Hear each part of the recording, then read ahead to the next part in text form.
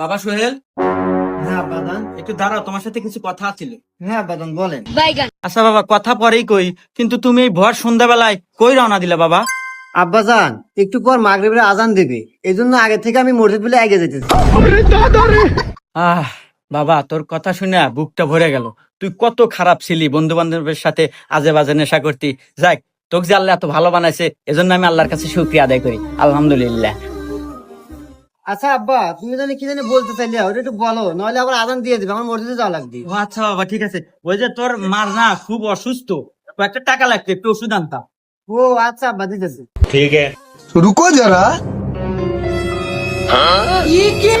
खत्म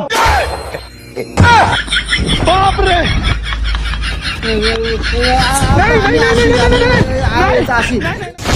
বন্ধুরা, কি বুঝলেন? পোশাক এবং লেবাস